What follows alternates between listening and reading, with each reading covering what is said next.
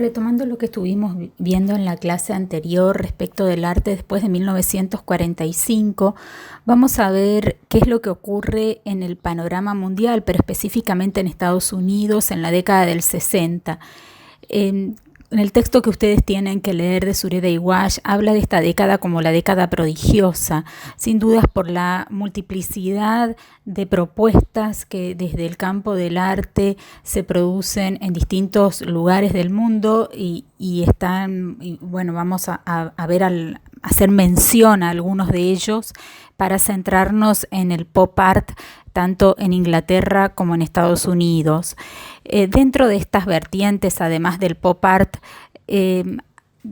los 60 surgen distintas experiencias que se derivan, como ya dijimos en la clase anterior, de propuestas de la preguerra e incluso de propuestas de las primeras vanguardias. Una de ellas va a ser el arte óptico o op art, que es bastante difícil en algunas ocasiones distinguirlo del arte cinético, pero el op art está muy vinculado a todos los estudios sobre psicología de la imagen y las investigaciones gestálticas que ya habían sido analizadas en la Bauhaus, y va a buscar sin dudas la incursión del espectador en el fenómeno óptico y cómo pueden haber manifestaciones o cambios lumínicos de movimiento, etcétera, en función del desplazamiento del espectador, que en ocasiones provoca al observar una obra que puede ser bidimensional,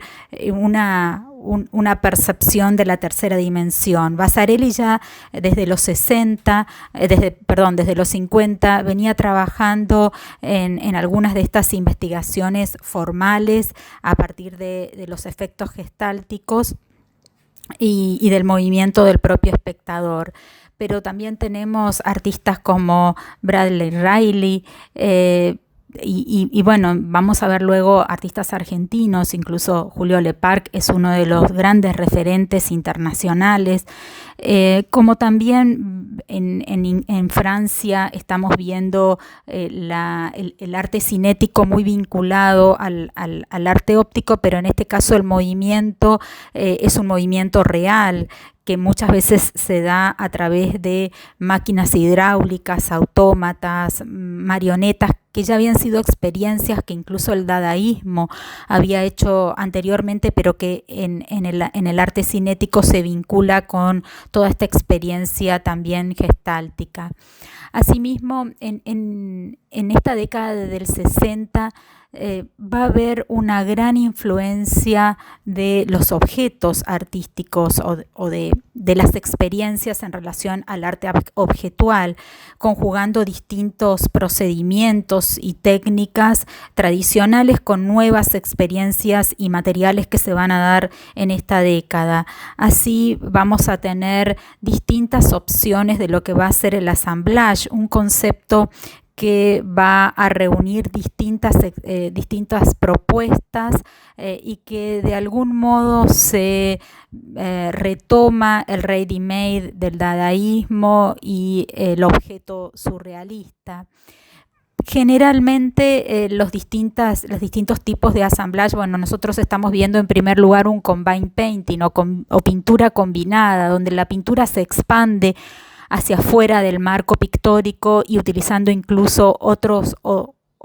medios, como puede ser la música, también en esa expansión. Entonces estamos hablando de un espacio que excede el mismo espacio pictórico, pero también dentro de los assemblages nos encontramos con todo un repertorio que utilizan objetos industriales destruidos o que están en proceso de destrucción, objetos de la vida cotidiana, aquello que ha sido que forma parte de lo vulgar, que es propio también de una elección pop que luego vamos a retomar cuando nos vamos a referir específicamente al pop art. Así, este gesto de tomar aquello que se encuentra en proceso de destrucción retoma las ideas también dadaístas de Schwitters en Alemania durante la Primera Guerra Mundial y también con posterioridad a ella. Así es que, por ejemplo, los cuadros casuales que produce Spoerri en estas mesas servidas que construye a partir de esta idea del consumo y de lo que queda y lo que se tira luego de una mesa, pero también el principio de acumulación que desarrollan los nuevos realistas franceses, en particular Arman, en esta acumulación de objetos ya sea cinturones, botones, papeles, entradas de eventos culturales, máquinas de escribir, autos incluso, respetando a ciertas constantes que hacen a lo seriado del objeto y cómo eso se acumula. Recuerden esto cuando después veamos las experiencias de Antonio Berni en la Argentina. Pero también en la década del 60 va a haber una gran expansión de las experiencias de arte de acción que ya se venían dando en Estados Unidos, particularmente desde los 40, y que habían surgido del ámbito de la música, particularmente con las experiencias de John Cage, que bueno, desgraciadamente no tenemos oportunidad de dar estos temas ahora, pero vamos a dejarles material audiovisual para que ustedes puedan entrar y ver todas estas experiencias de John Cage respecto de la música aleatoria y los espectáculos performativos que realizaba en este sentido. Así es que el arte de acción va a tener distintas experiencias tanto en Europa como en Estados Unidos. Nosotros estamos viendo acá algunas performances de Yves Klein, pero cómo esas performances donde utilizaba modelos y las hacía actuar en un espacio que era obviamente registrado y grabado, y que también vamos a compartirles estos videos, pero sin embargo estas obras que eran como toda obra de acción, es una obra que dura mediante la acción misma se produce, dejaban como resultado un lienzo, en este caso las antropometrías que ustedes están viendo, mientras otras como las que estamos viendo luego de Alan Kaprow, que es uno de los grandes referentes del happening, como una de las experiencias de arte de acción que se dan en esta época. El happening es una de las modalidades donde se busca la participación del público y una ampliación de los medios expresivos con la incorporación de elementos táctiles, teatrales, musicales, cinematográficos, entre otros. Y en este caso sí, la experiencia del happening dura lo que la misma experiencia produce, y por lo tanto lo que podemos tener hoy son algunos registros fotográficos de esas experiencias. Bostel es un artista que también desarrolla un happening mucho más violentos y que han producido mucho impacto en Alemania, en Austria, en distintos países europeos, pero donde provoca escenarios violentos de acción y comienza y discute, digamos, estos límites justamente del arte. Pero también en los 60 se va a pasar de ese arte objetual que veíamos recién a un arte conceptual. Y aquí nos encontramos con muchas vertientes también del arte conceptual, entre ellas una vertiente medial donde se utilizan los nuevos medios y lo que importa es el concepto y no la obra misma, o mejor dicho, el concepto precede a la obra misma. Joseph Kosuth es sin dudas uno de los grandes referentes del arte conceptual, donde también nos permite realizar una lectura semiótica semiótica sobre, por ejemplo, 1 y 3 sillas, el objeto silla, la representación de la silla y la definición de diccionario de la silla. También en los 60, en esta década tan prolífica en los diferentes movimientos artísticos, nos vamos a encontrar con una vertiente hiperrealista que, basada en la fotografía, discute el concepto mismo de realidad. Y bueno, en Estados Unidos esta vertiente del hiperrealismo va a tener muchísima fuerza. Para centrarnos entonces en el pop. En el pop como un movimiento muy amplio que no solamente involucra a las artes plásticas, sino obviamente que tiene que ver con un ámbito mucho más amplio también de la música, del cine, del teatro, y que como término genérico pop se remite a lo popular, pero que en realidad en el campo del arte comenzó a ser discutido y definido más bien en los 50 en Inglaterra. Hamilton, que es uno de los artistas que desde los 50 viene discutiendo esta cuestión del pop, plantea algunos conceptos centrales en esta definición, como popular, transitorio, de bajo costo, una obra producida masivamente, dirigido a la juventud, que busca ser ingenioso, sexy, erótico o encantador. Y en realidad, en el momento en que Hamilton estaba planteando esto, no definía un arte, sino más bien los materiales que luego aprovecharía. Sin dudas, la obra, ¿qué es lo que hace nuestro hogar de hoy tan diferente, tan atractivo, de 1956 de Hamilton? Está planteando, es un collage, incorporaba muchos elementos que serían posteriormente reconocidos como típicamente pop. Es una obra de los 50. Entre ellos una chica de revista, un culturista, imágenes de los bienes de consumo y envases del momento.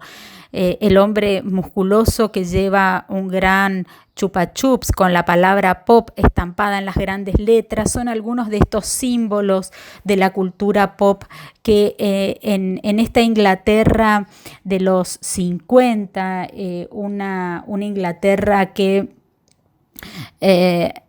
había sido muy afectada con la Segunda Guerra Mundial y con posterioridad a la guerra, y que en los 50 estaban como muy fascinados por la nueva cultura popular urbana que se estaba manifestando tras esas privaciones que se había vivido durante la Segunda Guerra Mundial y toda la austeridad económica que esta sociedad había vivido. En Inglaterra tenemos varios referentes del pop, por mostrarles algunos otros: Peter Blake y David Hawkins. Blake es un artista que después él obviamente renegó de esta etiqueta pop, porque para él era demasiado simplista y él sencillamente se describía como realista. Pero bueno, en los 60 Blake hace retratos de luchadores donde incorpora muchos materiales pop como insignias, pegatinas, pero también todos estos escaparates de juguetes o de negocios, que es una atmósfera definitivamente nostálgica y que tienen referencias a todo ese ambiente que lo rodeaba en su juventud. Hockney, por su lado, es un artista nacido y criado en Inglaterra, y la obra de Hockney de los 60 tiene como tres grandes temas. Uno es el análisis de las convenciones, de la representación, es decir, las fórmulas que los artistas utilizan para expresar fenómenos complejos como el agua rizada de una piscina. Pero otro fue la expresión de su homosexualidad. Cuadros como Una escena doméstica, Los Ángeles, son sin dudas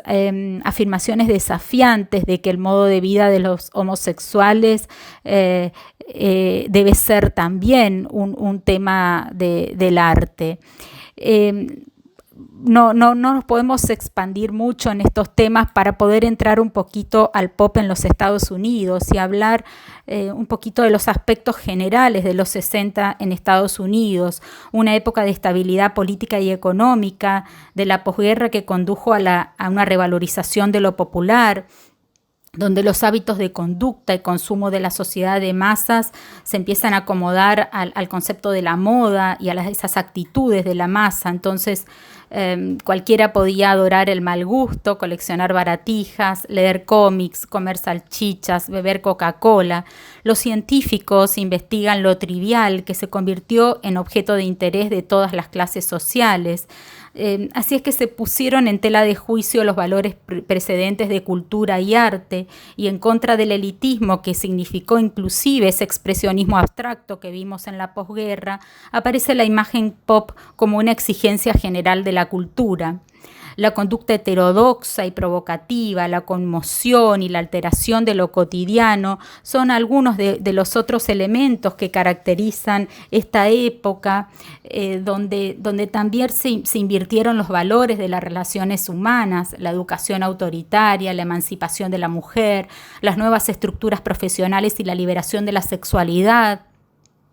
Un nuevo sistema de comunicación que surgió a través de los periódicos marginales, los pósters, los carteles, las octavillas,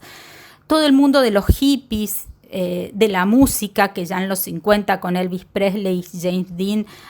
habían abierto todo el camino a la emancipación sexual de la juventud. La industria del ocio prosperó con la música pop, la música y los textos de los Beatles y los Rolling Stones. Los Beatles, aún cuando son ingleses, tienen una gran influencia en los 60 en Estados Unidos. Traducen esa idea del estado de ánimo, de la euforia, la fuerza, las ansias y las realidades de la juventud. Vamos a encontrar incluso que artistas como Peter Blake en Inglaterra, Hamilton también, y Andy Warhol en Estados Unidos diseñaron carátulas, las portadas de discos para grupos de música pop. También en los 60 es el culto a las estrellas de Hollywood.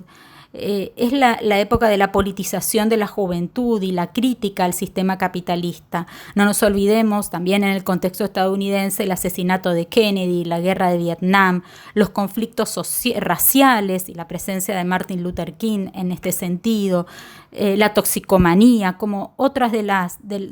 estos elementos de contexto. Sin dudas,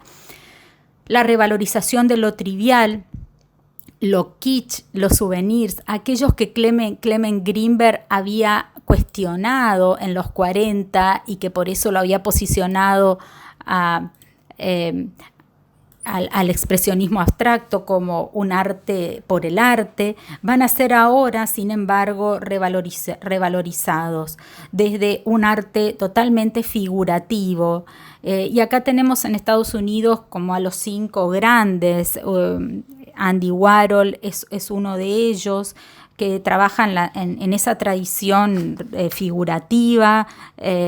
distintos objetos y sujetos, Marilyn Monroe, los labios de Marilyn, la sopa Campbell, como algunos de los tantos objetos de los temas de la cultura popular. Pero también otros artistas como Besselman, en distintos collages y pinturas, se ocupa de los temas cotidianos, de los objetos de consumo, y dentro de ese objeto de consumo también el cuerpo femenino.